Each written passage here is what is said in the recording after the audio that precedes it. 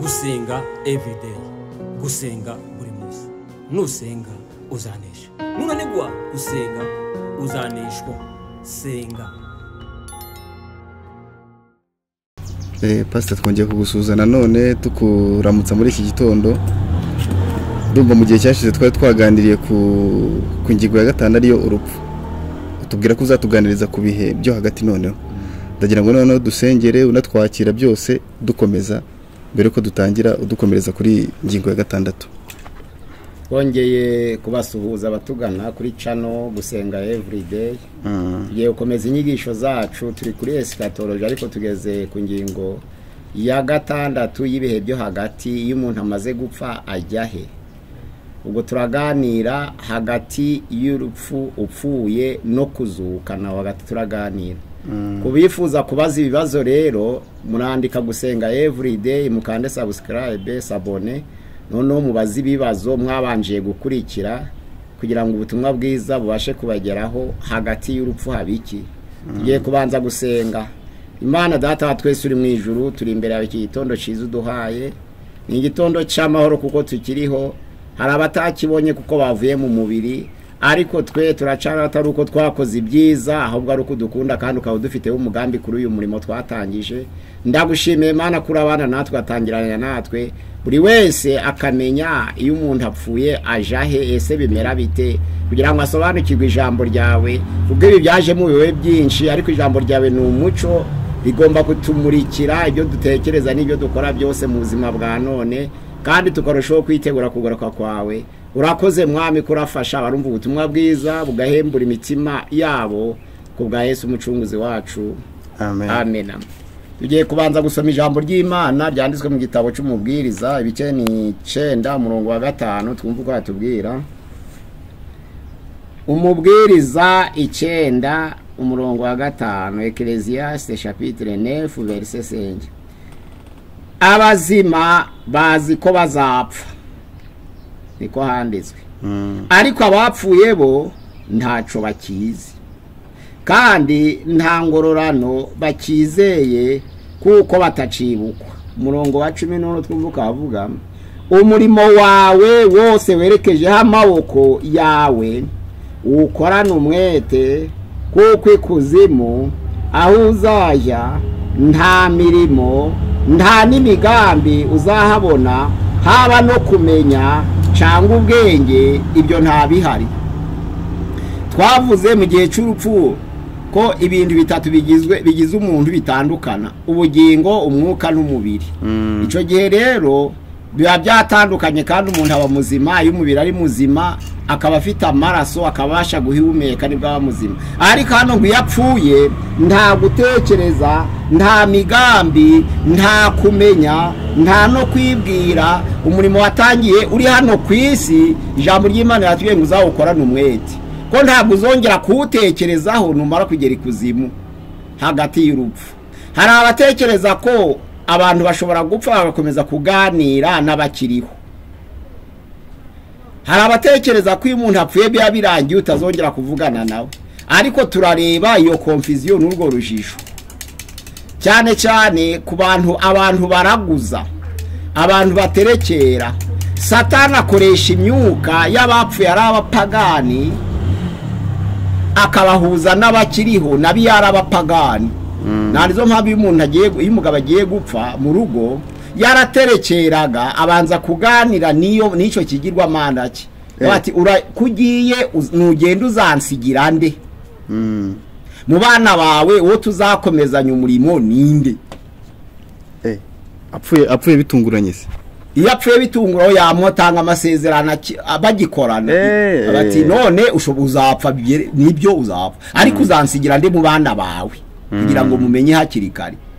Uwo mugabo rero hari igihe ahishibanga ntakuvuge, akaba ari byo bitungura. Ariko iyo yakubwiye urabimenya ko uzakorana n'icyo kigirwa mana. Iyo aguteze rero uri uruhinja udashobora kugira ibitekerezo, niho haba ikibazo. Ariko iyo uri umugabo murabiganira, akakwereka uko yatambaga ibitambo, uko yakoraga imihango atambirira umuryango. Icyo gihe Satani afite ubushobozi bwo guhuza imyuka y'abapfuye ari abanyabyaha n'abakiriho. nizo mpamvu iyo umugabo agiye gupfa atamenyeranye neza n'abana baravuga ngo shandagiye ariko nzagaruka kubagora.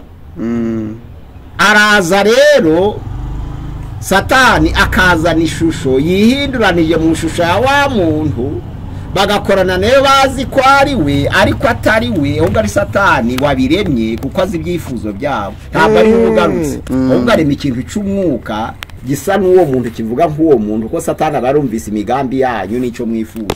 Satani ntabwo azi byose, ariko ibyo twavuze byose arabizi, ariko ibyo watekereje mu mutima utavuze ntabwo abizi.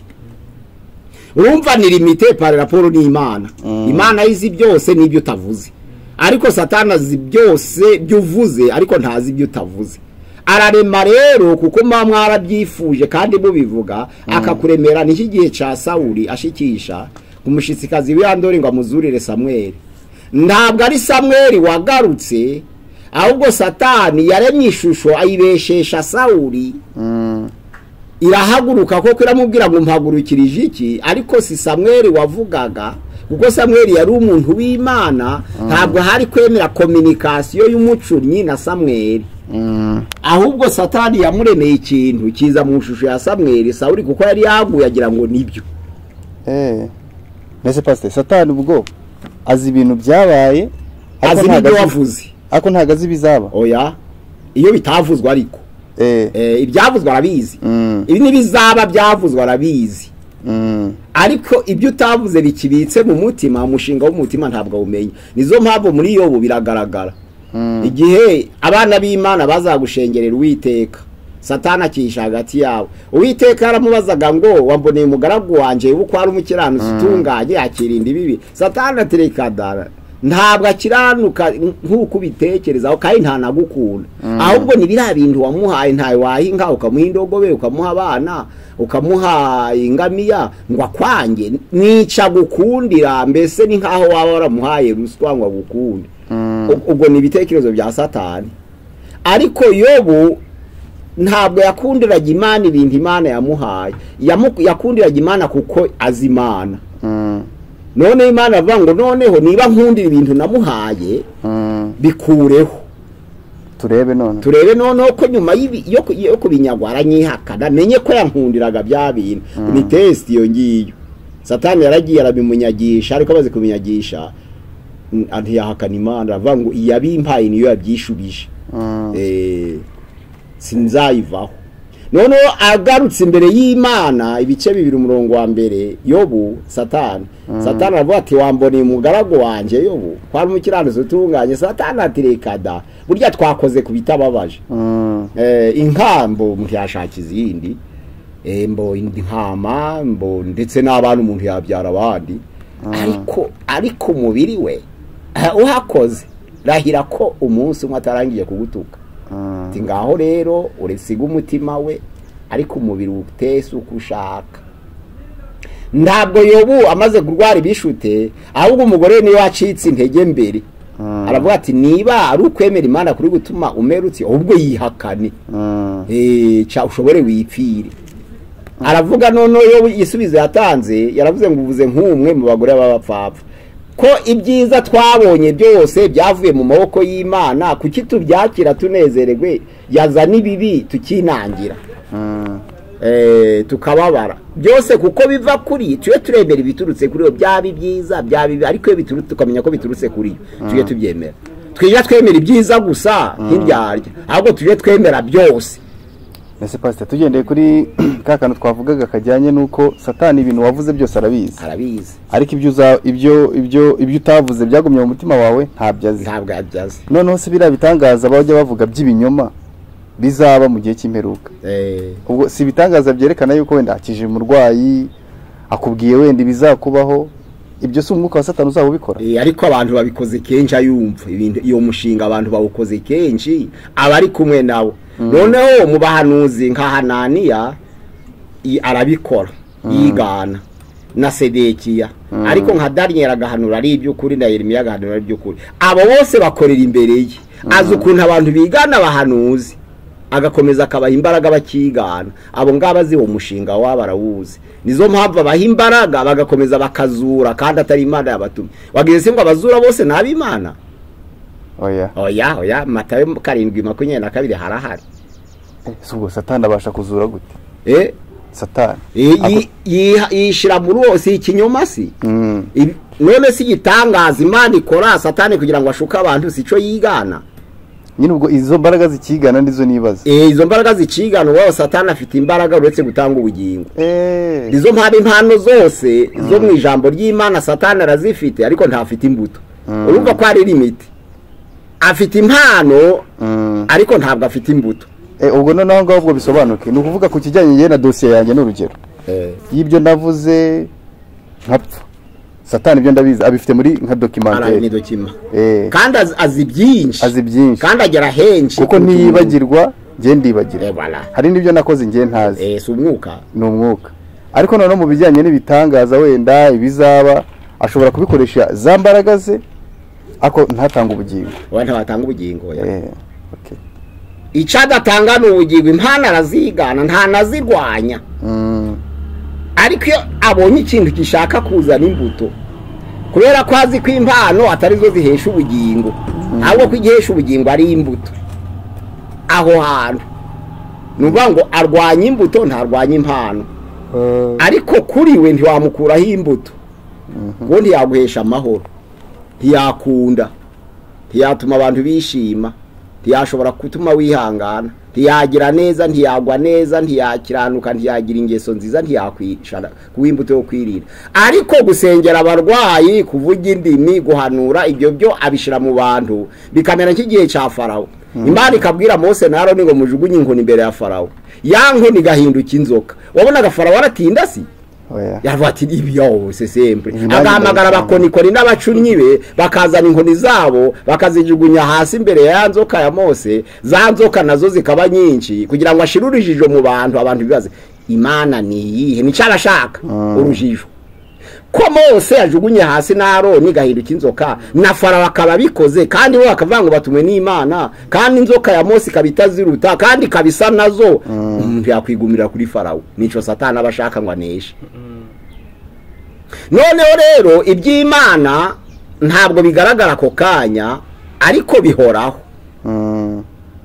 ijambo ry'Imana mu byakoze n'intumwa 5 tangire kuri 34 navuga ngo kugera kuri 40 navuga ngo niba ari iby'Imana ntimuzabirwanya ngo bishobore kuko mubishobore kuko bizahoraho ariko niba ari iby'abantu birashira mu gihe gito umuntu witwa Yuda yazanye igitero c'abantu aremishaka ariko bamwishe baratatana birasibangana uwitwa Teuda aramwigana azana ishaka ry'abantu benshi bariyamamaza ariko bamwishe babantu barasibangana noneho arababwira ati uwitwa Gamariyeli umunyamategeko ati muzibukire kwica intumwa aho mwaziciye birarambiranye niba ari iby'Imana muzazica ntimuzazishobora ariko ni iby'abantu ubwo ni mutanazica bizashira mu gihe gito kandi mwirinde bitagaragara ko murwanya Imana mwibwira ngo mwikwica abantu urumva rero ko iby'Imana nuko bihoraho ariko satani azikuremekanya ibisa nabyo none rero yarabikoze mu bavuga butumwa harimo abakorera satani n'abakorera Imana mu bapasera abakorera satani n'abakorera Imana mu ntumwa hari intumwa z'Imana n'intumwa za satani mu bari harabari mu b'Imana n'abari mu ba satani mu bahanuzi harabahanuzi b'Imana n'aba satani ibyo izo za ministere zose arazifite nawe guhanganisha kandi zose zigakorera mu itorero ahanganisha abantu zigakorera mu itorero kuko yanga ko umuntu yera imbuto kandi akaba atatanga ubugingo noneho rero hano aho hagati y'urupfu twumvise ko nta migambi kandi ijambo ry'Imana riravuze ngo iyo umuntu apfuye abasigaye babitekerezaho bakanahora babivuga ariko abagiye bo ntabwo bavuga ku basigaye kuko batabifite kuko umubiri yatandukanye n'umwuka wo kumenya kuko batabifite ariko abapfuye ari abakiranutsi kuko nta mukiranutsi upfa bo bavugana n'Imana ni ukuvuga ngo imbere y'Imana ibintu byose bigira amatwi iyo avuze ngo Lazaro sohoka nubwo yaba amaze kane arahaguruka iyo avuze ngo izuba rihagarare rirahagarara rikabyumva, iyo avuze ngo inyanja ni kame irakama. niyo ngo imbere y'Imana ibintu byose bigaragara nk'ibifite amatwi, icacekekeshe kiraceceka kirabyumva. Cyo kirabyumva imbere y'Imana kuko Imana ifite ubushobozi bwo gutuma byumva. Ubwo ni naho hari rya jambo rivuga ngo umuntu nagira kwizera kungana n'akabuto ka sinapi azabwira umusozi ngo nushinguke uvahure. Uwo nukiri muzima, uwo nukiri muzima. Ubwo abari mu kamero k'Imana icyo gihe. Icyo gihe ari mu kamero k'Imana. Imbere y'Imana rero ibintu byose bigira amatwi. Nizo mpamvu iyo uvuze mu izina ry'Imana birakubaha. Kuko byumva.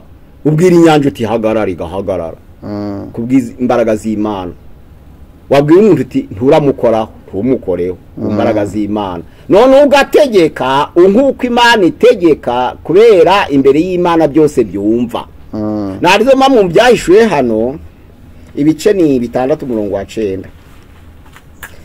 Ibyahishuwe 6:9 haravuga ngo umwana w'intama amenye ikimenyetso cya 5, mbona munsi y'igicaniro imyuka bishwe bahowe ijambo ry'Imana n'ubuhamya bahamyaga, batakanijwe rirenga bati, ayi mwami wera ukuri, uzageza he ko kudaca amateka no kudahorera abari mu isi uhorera amaraso yacu? Umuntu wese muri bo ahabwa igishura cera, babwirwa kumara n'ikindi gihe gito baruhuka kugeza aho umubare w'imbata bagenzi babo na bene se bagiye kwicwa nkabo uzuzura. Ni ukuvuga ngo abamwinyuka bera bishwa ariko ari abakiranutse bazira guhamya kwa Yesu. Abo imbere y'Imana bafite amatwi. Noneho ku bushake bw'Imana bashobora gutaka, ariko ntibatakira abazima, batakira Imana. Kandi barapfuye hano biratse imyuka yabiri irataka. None Imana kuko ikorana n'ukiriho n'utakiriho. Mbese Imana ntiyavuze ngo razarusohoka akaba arabyumvise agahaguruka. Ku Mana ho nta kibazo, ahubwo ntabwo bapfuye batubaha amakuru. Oya, natwe ntabwo twabaha amakuru uretse mu nzira y'ubucunnyi. Nese pastor, ba bantu abo bapfuye turi muri cya gihe kivuga ngo turi mu bihe byo hagati. Hagati aho hagati niho bapfuye bizeye bari. Nukuvuga ngo iyo umuntu apfuye ajyahe. Abakiranutsi iyo bapfuye ntabwo baja mu ijuru, ahubwo baja mu buruhukiro bwitwa paradizo. Paradizo kabiri he? Paradizo ni ahantu Imana izihahishwe ifite. Nkuko iri kumwe natwe tukaba tutayibona, na yayiremeye abantu uburuhukiro bw'abera tutareba, ariko twaba tunari kumwe aho ntabwo ari twe kumenya, ariko harahari. Nuvuga ngo Yesu yabwiye umwe mu bambuzi, Luka 23:39 kugeza 43, aho bavuga ngo umwe mu bambuzi aramutuka, aravuga ngo nturi umwana w'Imana ikura natwe dukura. Undi aramubwira ngo uri mu rubanza rumwe n'urwe ko twe tufashwe kuko twibye twishe, ahubwo agombye kubaza ngo mbese uyu mukiranutsi uri hagati yacu arazira iki, tukamenya ngo tubambwe turi batatu ariko tuzi ibyo twakoze. Yesu ntiyavuze ngo ndakubwiza ukuri ko uyu munsi turi bubane muri paradizo. Bari babambwe, kuvuga ngo bazabamburwa none baje muri paradizo, ibyo ni ukwizera. Icyatumye umwambuzi avuga ngo rata nje uzanyibuke nugaruka mu bwami bwawe, nuko yarakijijwe ako kanya. Yakijijwe wari ku musaraba, Imana imushiramo kumenya ko Yesu azagaruka mu bwami bwe. Arabati je uzanyibuke. Yesu aramubwira ati uyu munsi wa none turabana muri paradizo. Kuko Yesu aba hose, n'Imana ikaba hose, naho imyuka yabera Imana ibihari, naho abanyabyaha kuko iba hose irahari, ariko communication yabera n'Imana yo ntihari. Ariko communication y'abakiranutsi n'Imana yo irahari. Uwashaka kubwira n'uwapfuye muri 60 avuze ngo kanaka haguruka yahaguruka. Nese pastor, ngo tugendeye kuri hari urugero kunda gutanga rw'igisambo ku musaraba, ukuntu cyakijijwe. Ubwo siho abantu bitwaza bakavuga bati nubundi niho hahandi reka nkora ibyaha, nubundi uko nzapfa Imana irabizi. Oya, buri wese afite uko yahamagawe. Ntabwo urugendo rw'uyu ari rwo rugendo rw'uyu. Uko yakijijwe siko nakijijwe, uko ahamagawe siko nahamagawe. Wewe ushobora gutungurwa sintungurwa. None se Sawuli ari kuja Damasiko kuzana abantu bose bagana inzira ya Yesu, abagore n'abagabo kubazana Yerusalemu ngo bice. Ntabwo umuco wa mutungu yari mu nzira. None se abantu bose baratunguwe? n'umuco. Hari abagiye bagwa mu byaha bari kubikora Imana ntibatunguza umuco ngo babimenye bahinduye, ariko Sawuli bu mwihariko ijwi ry'Imana rimusanga mu nzira, nta n'umugambi afite w'itorero rimukubita hasi. Uko guhamagarwa rero ntabwo twose twahamagawe muri izo nzira ngo tuvuye ngo bizamera nka Paulo, ko ntabwo ari kwidutegeka. Oya, ahubwo iyo ushaka kwigana uwakirijwe muri ubwo buryo wewe ubigwamo. None se ko habambwe benshi hakijwe bangahe ku musaraba? Ntibake, kuko uretse umusaraba wa Kristo Yesu babamboye bahoraga babamba, ari umuco wo kubamba ndabivugaho igihe cyo kuva ku musaraba. Nese Pastor reka wenda reka nkudeviye gatoya. Iyo tuvuze ngo deste y'umuntu itandukaniye he no kuvuga ngo umuntu yapfuye igihe cye cyageze, igihe cye kitageze? Deste y'umuntu ikorana no kumvira k'umuntu. Ikorana no kumvira, kuko turi abakozi b'Imana. Imana ishoboye kubwira abantu bose ngo bihane, irabishoboye cyane. Kuki torajya abakozi kandi abakozi barageraho bakanga? Nugira ngo birgoye gutekereza neza. Igatoranya abakozi b'Imana bavuga butumwa bakagenda mu mahanga yose, bamwe bakemera abandi bakanga. Kandi Imana itegetse ico yategeka cyose nta wacanga. Dusibiye kuri wa mudendezo, umudendezo Imana yahaye abantu kugira ngo ohite hagiza kuwivangamo ngo kwivanga, hagikoresha igitugu. Oya, weho reba neza, ufite ubwenge. Bari kukubwira byiza cyangwa bari kukubwira bihitamo. None Imana yaguha umudendezo, abantu bagatangira kuvuga ngo Imana ngo nayo ngo yabigizemo uruhari, ngo kuki yari ibizi, ngo iye yanga. Irongera si kurema, yararemye une fois pour toutes, igwa gutekereza, igwa kumenya, igwa guhitamo, igwa umudendezo une fois pour toutes, yongera ireme se. Kandi ibyo yaguhaye byose irabyuba, kandi birahagije. Niyo yaravuze ngo hitamo urupfu n'ibibi, uhitemo ubugingo n'ibyiza, bikaba bihari. Guteka kwa 2:30-15, hitamo ubugingo n'ibyiza cyangwa hitamo urupfu n'ibibi, birahari. Yongera igaruke ngo hitamo gutya, kandi bwa bwenge bwo gutekereza yaguhaye si no kumenya, ikaguha guhitamo ubushobozi, ikaguha n'umudendezo ngo ubihitemo bikunejeje. Hari ikindi Imana yakora ku muntu ntacu. Ubwo bivuze ngo cya kintu abantu bari babitwaza bavuga ngo nubundi ngo Imana ngo ibizinga iherezo ryanjye ngize uko bizagenda. Reka ngo ibyo nshaka ngo kuko ibizi ngo ubundi sitwe ngo twihe icyerekezo. Oya, ahubwo abantu ubushobozi Imana yabahaye nabo bari mu cyerekezo. Nizo mpamvu hariho gukizwa k'umudendezo no kubyanga. Kandi wabyanga ukabona ibyo kurya ku isi nta kibazo, ariko imbere y'Imana ukazanyura mu rubanza niba warakoze ibyaha. Bisobanuye ngo n'urugero wenda nshobora kuzaba Imana yarateganyije yuko nimpitamo ibyiza nkanyura mu nzira yangeneye, wenda nzapfa nshaje ku myaka 70 n'urugero. Yego. None nagira gutya nkahitamo ngiye uko nshaka, nkazapfa nka mbere y'iyo myaka cyangwa nkayirenza, ariko atari uko ari ubushake bw'Imana. Ingaruka y'icyaha ni urupfu. Ushobora kuja kwiba bakagutera icumu kandi burugutari gupfa, ariko Imana ibibizi. Hari itandukaniro ryo gutuma biba no kubimenya byose. Vango ziyuko kanaka ngo mu minsi zazaja kwiba irabizi byo, ariko vango ni Imana yakoze gahunda ngo agwe mu cuho ari kwiba, iyo ndagari gahunda iyo ni yawe. Urumva rero ko kumvira k'umuntu niko kurema ubuzima bwe n'iherezo rye, kumvira k'umuntu. Imana noneho ikakuyobora, ikayora imigambi yawe. Noneho rero hari Imana ibigiramo uruhari mu gihe cyo gutabara. Nkara mu Bakorinto ba 2:5 ku murongo waho, turetse ku murongo wa 5 kamanuka. Imana ntabwo wapfita byemera, tabyemeye. Kuko itegeka byose, ikategeka n'urupfu. Narizo mvu hara mu gutegeka kwa 2:32-39 avuga ngo ninje wica, ninje ukiza. Hano harahari gutegeka kwa 2 niyo ndasobanura. Abana ahubwo dusobanurire ibice 32 gutegeka kwa 2:32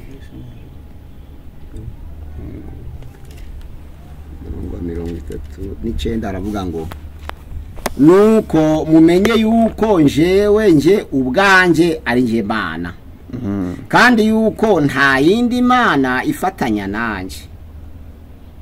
Ninje wica, ninje utanga ubugingo, nakomerekeje ni njukiza nta ubasha gukiza uwo mfashe mu kuboko kwanjye aha nibyo 100% irabitegeka byo nukwerekana ko ibitegeka si ukwerekana ko ari ibikora ntabwo Imana ari umwicanyi oya ariko Imana irabitegeka iyo ibicashe biraceceka kuko nakubwiye ko imbere y'Imana ikintu cyose cyaba umuntu cyaba kitafite umubiri kigira amato ivuze ngo urupfu ruhagarare rurahagarara uwo munsi Imana ntiyakuraho urupfu kuko amasezerano ari ukuvuga ngo ibihembo by'ibyaha ni urupfu ariko Imana ishobora gusubika urupfu kubw'umugambi igufite utararangiza gusubika ubwo bisobanuye yuko ntago Imana izaza ngo itegeke urupfu ngo nirukwice oya bitewe n'amahitamo yawe rushobora kukwica kuko ruri mu mugambi w'Imana yarutumye ariko nta ega igufiteho umugambi runaka ifite ubushobozi bwo kurucyaha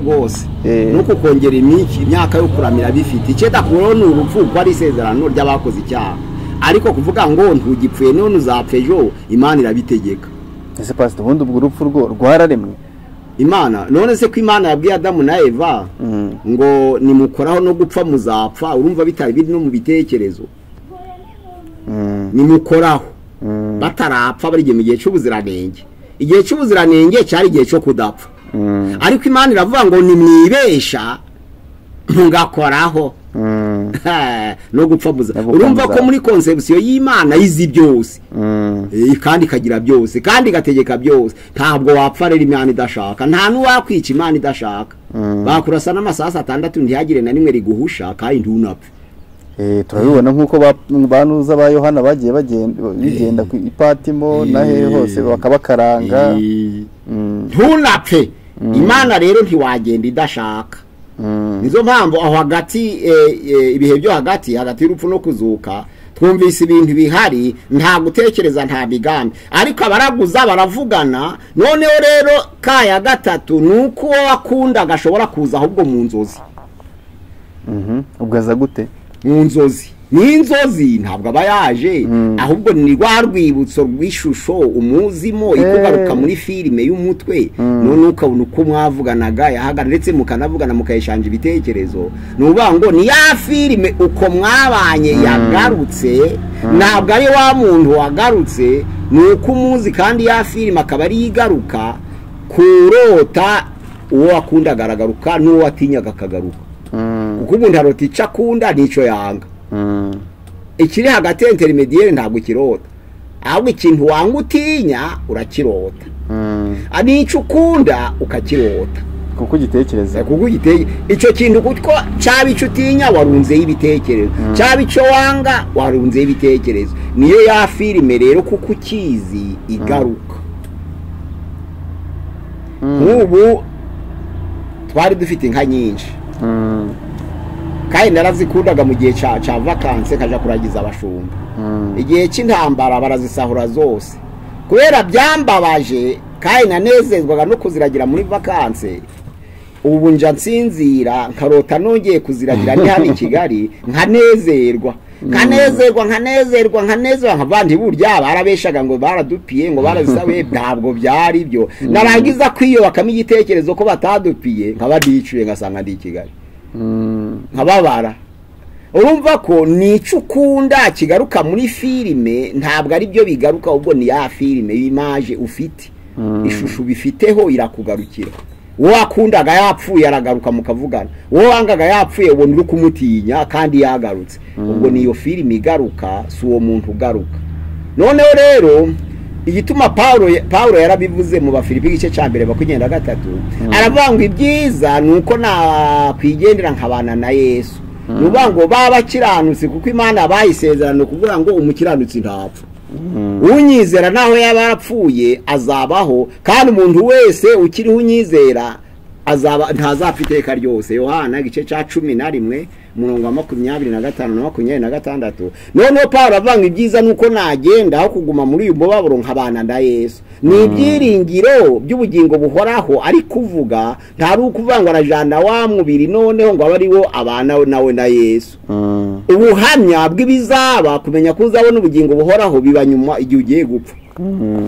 kuri mwambuzi wabwiye Yesu ngo uzanyibuke nugaruka mu bwami bwe kandi abambwe kandi atarigeze asenga yaragize kwerekwa kurabukwa ko ashobora abonye ubugingo nka Paulo Timoteyo ya 2 ibice 4 umurongo wa 6 kugera kwa 8 ahavuga ngo ngeweho maze kumera nk'ibisukwa ku gicaniro narwanye intambara nziza narinzi byo kwizera igisigaye nsimbiki ibikamba ryo gukiranuka ari ry'umucamanza utabera zampakuru urya munsi nyamara singiye ahubwo ndabarinze kuzaboneka ko bose narwanye intambara nziza narangije urugendo narinzi byo kwizera rubango burabuhamya Paulo yatanze yari yarangije kwerekwa ko afite ubugingo narwanye intambara nziza igisigaye mbiki ibikamba urumva ari guhamya ko abiki ibikamba kuko ari cyo yeretswe ariko ubwo buhamya abutanze kuko akiri mu mubiri ntabwo abutanze yapfuye kuko iyo umaze gupfa nta migambi kandi iyo umaze gupfa nta kongera kwihana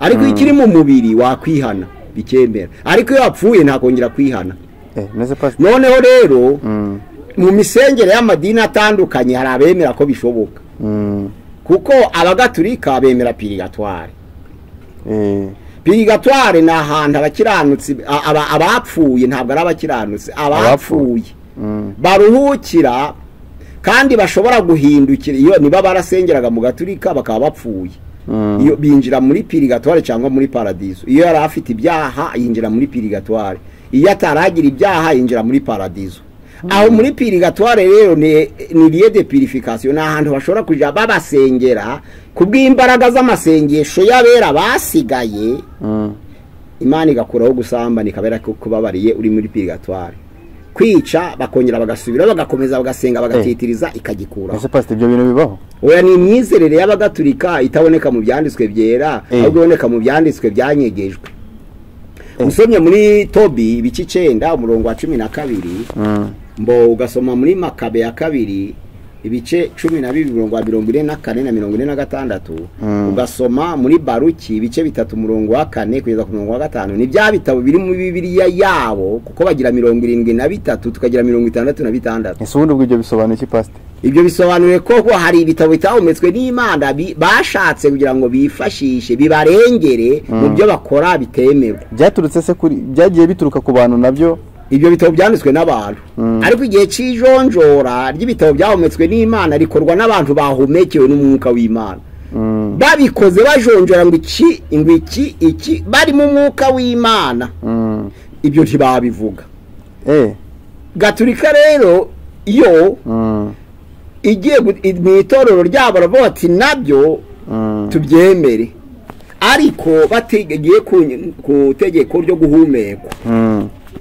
noneho barabyemera bamaze kubyemera basanga bibarengera mu mafuti bakorera abantu cyangwa mu byo bakora bitakemewe ariko ku ibyo bitabo byemewe niba ari mwene Siraki akaba byemera nkakigukorera niba ari Baruki nkakigukorera niba ari Makabe nkakigukorera kandi ibyo bitabo urabizi nawe wabisomyeho nose tuvugishije ukuri nagiye numva mwene Siraki ndabizi ko hari ibitabo byiyongera ariko noneho nkibaza ngo ngiye nago nari nzi impamvu yabyo wenda cyane impamvu yabyo ni uko ibitabo byari byinshi cyane byari birenze n'ijana igihe cy'ijonjora niho bakuyemo bira 39 kuri Ancien Testament muri Nouveau Testament naho byari birenze ijana igihe cy'ijonjora niho bakuyemo 22 byakuyemo ryari byakuyemo muri 367 muri Nouveau Testament kugira ngo basohore urutonde ruheruka rwa 27 byabangiye kuba 11 ubundi biba 40 undi ka 60 undi kagaruka kuri 32 undi kagaruka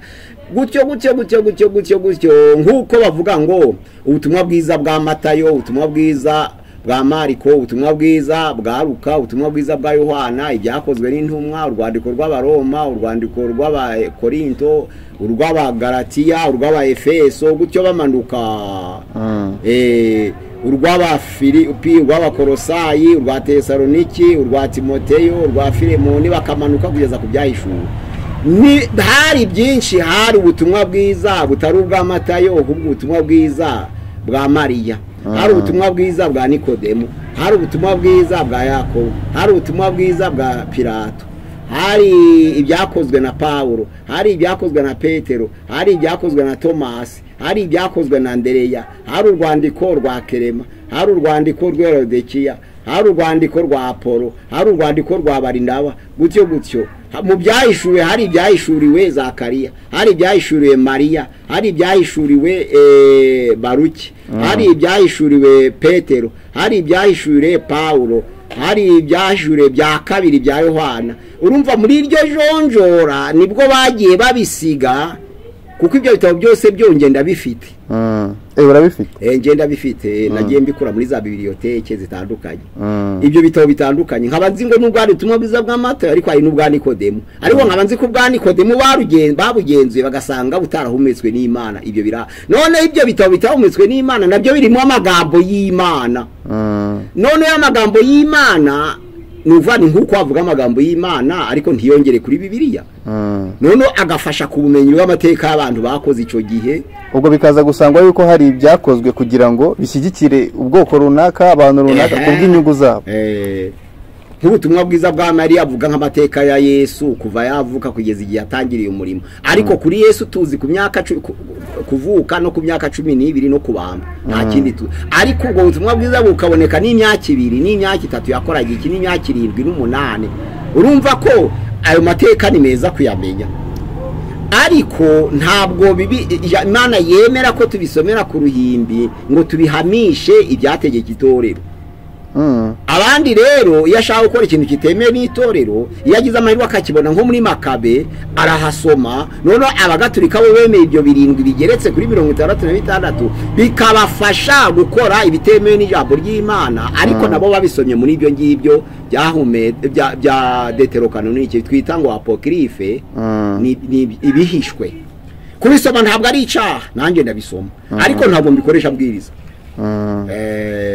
Cyakora bigwi ibitekerezo by'amateka y'Abayuda menshi cyane, ariko ntabwo mbikoresha mbwiriza. N'ibindi bitabo bitari Bibiliya turabisoma natwe, za matematike turazisoma, ariko ntabwo zidufasha tubwiriza. Ikibi ni ukuvuga ngo kwizera kwacu gukomoke muri ibyo bitabo, ntabwo ari byo. Kuko hano muri Petero ya kabiri twumve igice ca mbere. Abantu bakomeze kubyumva yuko n'ubundi turacyari kuri cya cyigisho cy'ibihe byo hagati. Hano Petero ya kabiri igice ca mbere umurongo hariya wa 19 haravuga ngo nyamara rero dufite ijambo ryahanuwe rirushaho gukomera, kandi muzamukoze neza nimuryitaho, kuko rimeze nk'itabaza rimurikira abacu z'umwijima, rigakesha ijoro rikagezaho inyenyeri yo mu ruturuturu izabandurira mu mitima yanyu. Ariko mubanze kumenya yuko ari nta buhanuzi bwo mu byanditswe bubasha gusobanurwa uko umuntu wese yishakiye, kuko ari nta buhanuzi bwazanywe n'ubushake bw'umuntu, ahubwo abantu b'Imana bavugaga ibyavaga ku Mana bashorewe n'Umwuka Wera. Hari abanditsi by'Imana rero badashorewe n'Umwuka Wera. Nese ubwo abantu babandi bitwaza ibyo bitabo bakagira ibyo bakora runaka, babaye bavuze bati nabo babandi bahisemo bya bitabo ntago bayobowe n'Umwuka w'Imana. Aho ni impaka, ariko amategeko yo kuyoborwa n'Umwuka w'Imana mu isezerano rya kera arahari, n'isezerano risha arahari. Nukuvuga ngo ico bagenzuraga nuko umuzingo wabaga wanditse mu Giheburayo. Umuzingo wabaga umaze imyaka nyinshi kuruta iyindi. Umuzingo wabaga ushigikiwe n'abantu babaye birangirire mu mateka y'Imana. Umuzingo wabaga gushigikiye ibyo gusubiza mu buryo mu mateka y'Imana.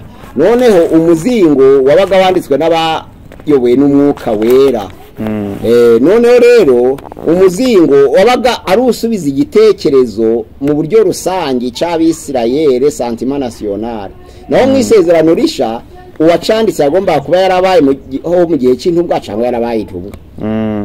Amagambo arimo yagomba kuba yemewe n'itorero mpuzamahanga universelle. None inyigisho zirimo zikaba zigendeye kuri orthodox, inyigisho zigororotse zigendeye ku mahame y'intumwa. Noneho kikaba carahumetswe n'Umwuka Wera. Urumva ntabwo bagiye bagenzura izo ngingo nkubwiye ngo bemere igitabo ko cahumetswe n'Imana. Hano rero biriya bavuga ngo bagiye gusengera ku rimbi, bakajana uburabyo bakahashira, bakubakira neza. Umuntu wapfuye ntaco bimwongerera, haba ku Mana ntaco bihesha ishema, kuko bajyanaho amafaranga, hari abayakeneye bazima, kandi umuntu wapfuye ntabwo akeneye kurya, ariko bo bakumva ko Imana irabumva ikamuhanaguraho gukiranirwa yarangije kugera mu mva, niyo bita purigatoire abakristo batemera twebwe. ubwo ni ubuyobe rero. Ni ubuyobe purigatoire, ni ubuyobe kuvuga ngo umuntu napfa n'ibyaha ngo bizagabanuka atagihumeka, ntabwo ari byo. Iyo umuntu apfuye biba bishize. Ako pastor mvukira giteye ubwoba njye numva Satani akoresha bikaze. Niba dushobora kugenzura ugasanga wenda abantu bafite kwemera Gatolika ku isi niba turi miliyari 7 wenda na miliyoni 500 zirenga, tugasanga wenda harimo abakijijwe b'abagatolika batari munsi ya miliyari wenda 3 n'urugero. Miliyari imwe tuvuge imwe, reka tuvuge n'abahindi n'abayuda n'abayisilamu, abantu baterana bavuga ngo nta bakatolike, tuvuge miliyari imwe. Abo bantu bose bakaba bahuje yuko ibintu bizera bitari mu byanditswe byera byahumetswe n'Imana byemewe, ariko bafite inyigisho zivuga ko kuko umukuru w'itorero ry'i Roma afite ubudahangarwa kw'ahagarara Imana ku isi, icyo avuze ntiyibesha. Nizo mpamvu urukiko ruciwe na papa rutavuguruza. Nicyo nanjye ndi kuvuga. Nubwo niba hari ubuyobe nabyita nk'ubuyobe ugendeye wenda ku byanditswe byera, kandi abantu bose bakaba bizera yuko umuntu wapfuye bashobora kuba bagira imbabazi bamusabira, kandi Bibiliya ikabivugayo neza yuko umuntu iyo yapfuye biba birangiye. Iyo utatuje akanwa kawe ukiri buzima ngo wizere ukiriho, nta kwizera kongera kugaruka. Nizo mpamvu ku rupfu navuze ngo muje mwita cyane ku basigaye, mwe kuja muvuga ku wagiye, kuko nta kigihinduka kuri we. Sinabivuze wabwiriza neza kugushingura ntacu biguhinduraho, wamuha amafaranga ntari urayarya. Urumva ko ari amakosa gushigikira uwapfuye ahubwo gushigikira abakiriho. Niba rero bitemewe gushigikira uwapfuye muri finance no kumushigikira mu by'umwuka nabyo ntibyemeye kuko adahinduka. Ahubwo icyo kintu numva kiza muri bya bintu Satani akoresha byo kurwanya imbuto. Umuntu akaba ari muzima afite amafaranga menshi cyane, agize abaho afasha abakene batandukanye, nta kintu byamuhinduraho. Nk'ubu njye nibaza urebye nk'ubukungu 99% bw'isi bufitwe na 1% by'abantu batuye isi. Yego. Noneho ugasanga rya 1% rifashe byonyine umuntu umwe ashobora kuba yagaburira hafi isi yose. Hari uwagaburira u Rwanda ari umuntu arahari. Ariko noneho Satani kuko ibyo bintu abizi, ubwo niyo mpamvu ahita avuga ngo umuntu ufite ubutunzi akomeza kubushaka kandi abubika nta muntu abufashisha. Yamara gupfa n'ubundi bwa butunzi bwigarurwa n'ubundi n'ubuntu umwe, niba ari umuryango niba ari umuryango. Noneho yamara iyo umuntu apfuye abantu ahubwo bakajya muri bwa buyobe bwo kuvuga ngo kuko yari umukire ukabona herekejwe n'amamodoka arenga nk'igihumbi yose, nta kintu ari buze guhindura. Ariko bakitwaza Bibiliya mu buyobe ngo ufite azongererwa, udafite azakwa nibyo yarafite. Iyo ni principe y'isi, iyo ni principe Bibiliya irabivuga, ariko yavuga ku mpano. Kubahawe impano nico bavuga ngo ufite azahabwa, udafite azakwa nico afite. Nuvuga ngo uwahawe kubwiriza ubutumwa bwiza abantu bagakizwa, nabyanga Imana izabimwaki bishire kuhanura bigire byombi. Nico bashatse kuvuga abantu bakabisobanura nabi. Niba uzi gusengera abantu bagakira indwara, ariko bavuga ngo ntaco bampa ndabiretse, Imana kuko ariyo nyirabyo kandi akaba ari itanga impano, izabikwakibishire ko ufite indi impano yo kubwiriza nabyo bigire kandi byo bibikore kandi weho ubure byose. Pastor rero muri ibyo bintu byo hagati ubushize nakubwiye ko hari ikibazo nakubajije urambwira ngo uzakinsubiza muri iki kiganiro. Nakubajije ngo Maria turabizi ko ntago tuzi umurambo we aho niba yarapfuye niba aho yashyinguwe. Wabo sese samusyazo umuyuda Maria none tukibaza ngo ko hari abantu tuzi wenda nka ba Enoki tuvuga yuko ntago tuzi niba barapfuye. Abantu ba Enoki, Eliya na Enoki ntago bapfuye. Na nizo mpamvu bandika mu byahishuye 11 ngo nabahamya babiri bazagaruka kunyura muri kondisiyo y'urupfu, nibo bonyine gusa. Noneho rero kuri Maria we yavutse muri 27 imbere ya Yesu, apfa muri 59 nyuma ya Yesu. Umwaka yapfuyeho uri mu gitabo ca Nouveau Dictionnaire Biblique. Urumva ni umuntu nk'abandi, nuko Imana yamucishije mu inzira yo kugira ngo abyare Yesu Kristo. Iyo ni inzira, ntabwo yahindutse Imana ngo agire ubumana. We yarapfuye, hari ahantu yashyinguwe iwabo. Nese aho Yosefu yashingiwe turahazi. none se niba ari ibyo ngibyo ko haba muri commentaire ivuga ko yavutse muri 27 imbere ya Yesu agapfa muri 59 imbere ya Yesu. None se hari undi bibiri ivuga ko yagiye mu ijuru adapfuye? Ntawe bibiri ivuga. Bavuga ko Eliya yazamuwe, Enoki yazamuwe adapfuye, Eliya yazamuwe adapfuye. Hari undi bibiri ivuga? Ntawe. Ariko muri ibyo bitabo byabo bashobora kuba bahabona wenda. Ariko icyo nzi cyo nuko abapfuye mu myizerere yabo basabira abakiriho, niyo mpamvu ngo ba Petero mutakatifu abo basabira. None bahamagara Mariya bati, Mariya mutakatifu umubyeyi w'Imana, uraje udusabira tw'abanyabyaha kuri ubu n'igihe tuzapfira. Amen. Nubango bizera ko abapfuye ahubwo ari abakiranutsi bafite imbaraga n'ubushobozi bwo gufasha abasigaye. Ibyo biri mu myizerere nk'uko n'abasigaye nyine basengera abo b'imipiriga twaringa ibani bahindure. Nese pastor muri ibyo bihe byo hagati ubwo Eliya na Enoki ahantu bari hahantu abakiranutsi bapfuye nabo bari Eliya na Enoki bagiye mu ijuru. Bari kumwe n'Imana. Imana iba hose ariko bari muri hejuru. Bari kumwe nawe. Bari mu ijuru ryari niryo hejuru aho n'Imana ntabwo turi kubareba ariko Imana iri kumwe nabo. Ubwo bari muri ijuru muri ya ndo dusobanuriye byiteka. Nubango bazagaruka turumvikana kuko ntibapfuye ngo bajye muri paradizo. Bazagaruka baje kunyura muri ya nzira y'urupfu nibamara kuzuka n'itoro rizamanuka ku isi tuzabigera hiryo ariko turacari ibihe byo hagati nibyo turi gusoza. Ibihe byo hagati nibyo turi gusoza. Icubahiro c'abantu bafite ku isi gisigara ku isi. Ijambo ry'Imana rivuga ngo ntaco twazanye mu isi nta nico tuzayikuramo. Timoteyo ya mbere 6:7 avuga ngo ntaco twayizanyemo, umuntu avuka yambaye ubusa agavukarira akabaho aganya agapfa dahazi. Ariko yaje gusubirayo ibihenze byose bakabimwambura. Ntabwo isaha ihenze bemera kuyiguhambana kereka abana badahari. Ntabwo iradiyo ihenze bayiguhambana, ntabwo televiziyo bayiguhambana. Baguhambana ibikwiye guhambanwa kuko cacubahiro cawe cyose kiba gishize.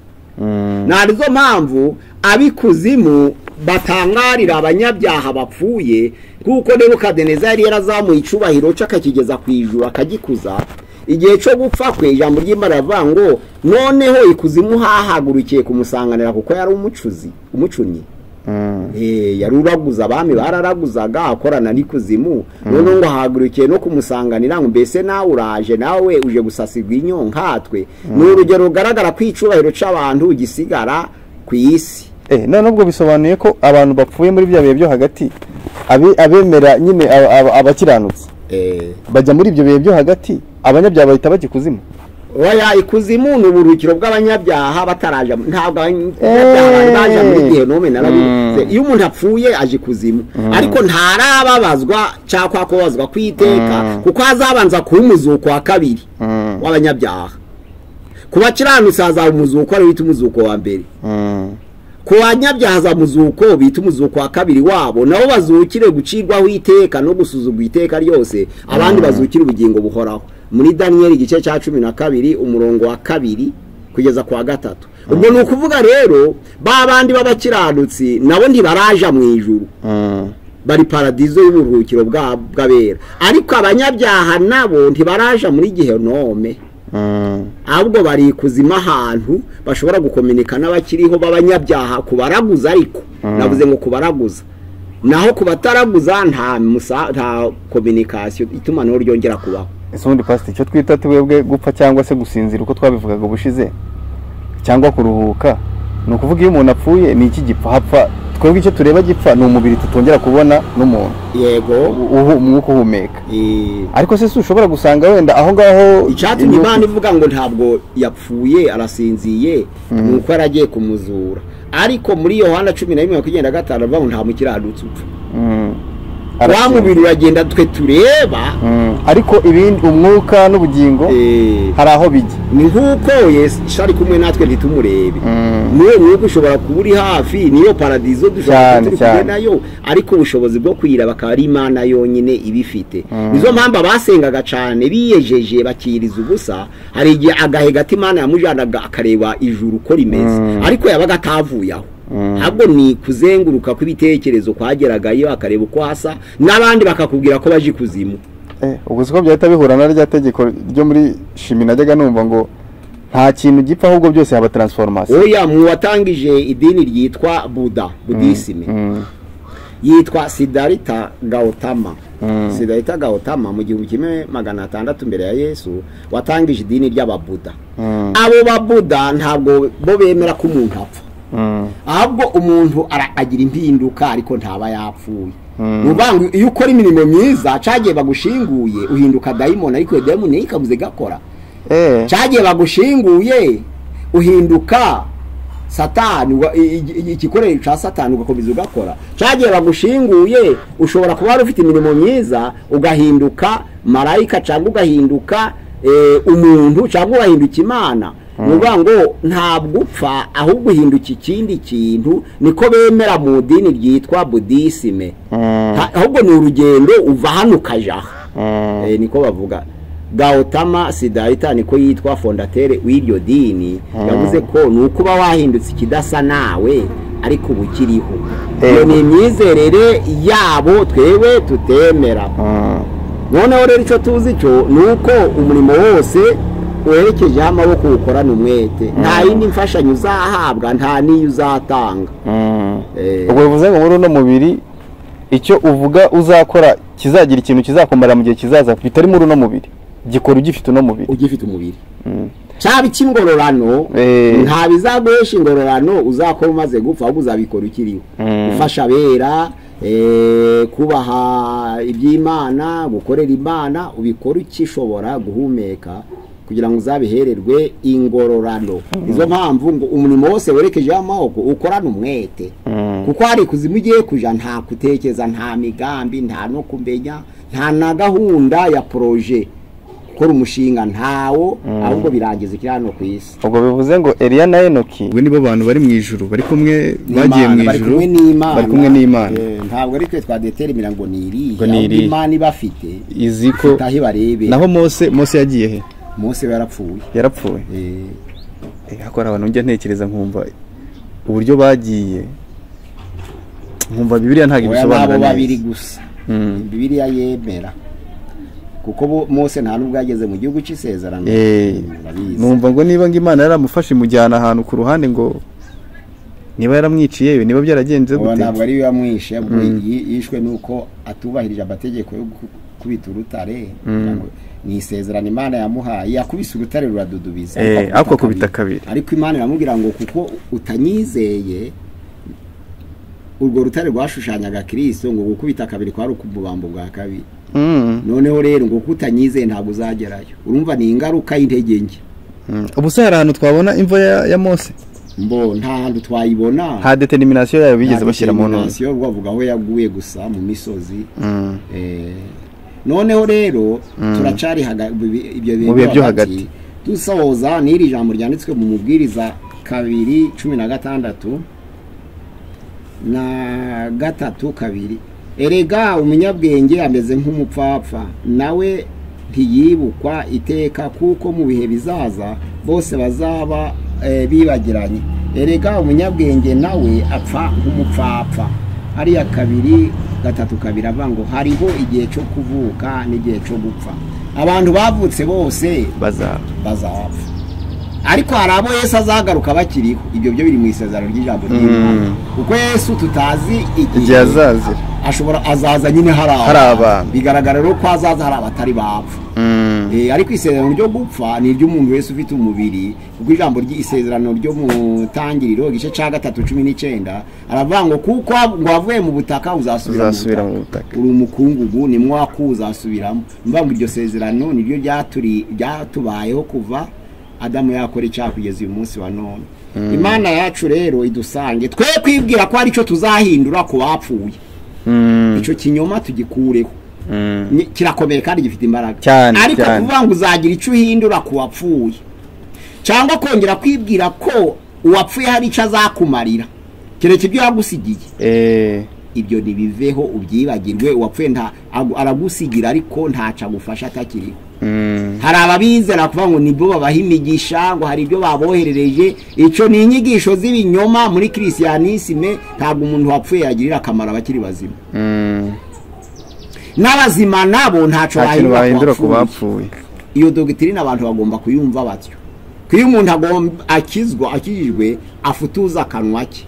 Rero iyo utagishobora kwatuza akanwa kawe ngo wizere mu mutima wawe, nta kiba kigihindutse kuri wowe. Ndasabira bene data rero wumva izi nyigisho zo hagati, ibihe byo hagati y'urupfu no kuzuka, twumve ko tugomba gutegura tukiriho, tugihumeka. Twumve ko iby'Imana yaduhaye gukora tugomba kubikora tukiriho.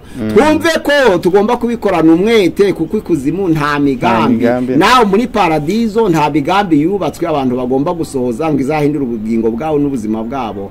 Imana yacu dukomeze ihe ibyiringiro abakiriho uyu munsi wa none bakorera Imana bakiriho, kugira ngo Yesu naza waba warapfuye waba ukiriho tuzahagurukire kumusanganira.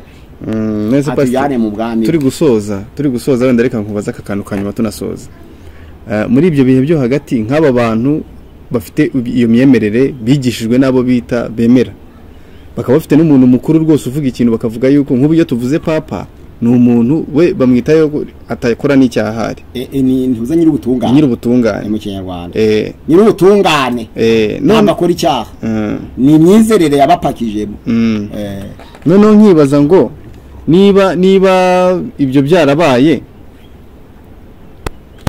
akaba ari bamwita nyir'ubutungane, bakaba kandi babigenderaho, hari n'abapfuye bagendera muri uko kwizera bavuga ngo roho ziri mu purgatori, akaba ari nacyo kintu bashobora kwishingikiriza bagakora ibyaha bazi ko wenda batazigera niba napfa hari abazabasabira bazaba bakiriho, ubwo abo bakidegera. Abo nabo kurimbuka, ntabwo kuri kw'Imana guhinduka, kandi ntabwo umukuru w'itoro ry'i Roma yigeze aba intumwa y'Imana ngo abe ahagararira abantu mu cyimbo cye. Ni muri Yesu dukirizwa, ni muri Yesu tugera ku Mana, ntabwo ari mu mukuru w'itoro ry'i Roma tugera ku Mana. Boro kuko bizera ko ari le message de Dieu ashobora kubahuza n'Imana, igihe nizo mpamvu abihanisha buri munsi igihe ca penitensiya, noneho akabegereza Imana, nabo yapfa bakamusabira bakamwegereza Imana. Izo mfashanyo ntabwo ari kirisiyanisime, ahubwo ni ubuyobe. Barayobye rero, ni uwizeye n'abapfa nabi. Hosea 4:6 turavuga ngo ubwoko bwanje bugiye kurimbuka bitewe no kubura ubwenge. Babuze ubwenge nyine, bigisha ibitari byo, barabyakira, ariko ababyigishaga bari babifitemo inyungu. Narizo mpamvu ntabwo byo baba bifitemo inyungu ziye pastor, inyungu zikomeye cyane. None igihe cya penitensiya iyo uvuze ngo tanga indurugensiya yishinganisha ku Mana ku cyaha yakoze, agatanga amafaranga kigahanagurwa, urumva ko ni ibintu baba bafitemo inyungu. Indurugensiya ntabwo ari biburike, umutima umenetse niwo biburike. Ntabwo ituro ryo kwishinganisha rihanagura ibyaha cyangwa ngo rikureho ibyago, ni ibinyoma, ni ubuyobe. Abo bazarimbuka nyine iyo wigishijwe nabi upfa nabi, iyo wigishijwe nabi wizera nabi ugasoza nabi ugapfa nabi. Ntabwo rero ntaco kwireguza ngo babibwiwe n'abakomeye, oya, ukomeye ni Imana na Kristo. Imana yacu dufashe kandi dukomeze kugira ibyiringiro by'ubugingo buhoraho mu izina rya Yesu, amen. Ubutaha uzatwigisha ku kihe? Ubutanza bigisha kuzuka. Ahubwo inyigisho nayo zabiryoshye. Murakoze cyane abakomeze gukurikira Gusenga Everyday, n'ubundi bakomeze gukora subscribe, like na share kugira ngo bakomeze kubona ibindi biganiro, nanone bashyira muri comment banabaza. Pastor ndumva wadusengera ubundi tukaba dusoreje ahangaha, tukabararikira ikindi cyigisho cy'imbere kizaba ari cya 7. Mana turagushimiye, turaguhimbajwe neza uyu mwanya, tugire neza ko twasangiye ibyo kurya byera ari ijambo ryawe. Ijambo ryawe ni umuco umurikira ibirenge byacu, umurikira inzira tunyuramo. Ijambo ryawe riduha umuco mwiza, tukagira icyerekezo kizima. Kubakwizeye turi hano mu isi, duhe kuguma mu ijambo ryawe, kuko Yesu Kristo yabwiye abayuda bamwizeye ngo nimuguma mu ijambo ryanjye muzamenya ukuri, kandi ukuri niko kuzababatura. Nsabiye abisi bose kugira ngo bumve ijambo ryawe kandi babaturwe naryo mu izina rya Yesu, amen. Gusenga everyday, gusenga buri munsi. Nusenga uzanesha, nunanigwa gusenga uzaneshwa. Senga.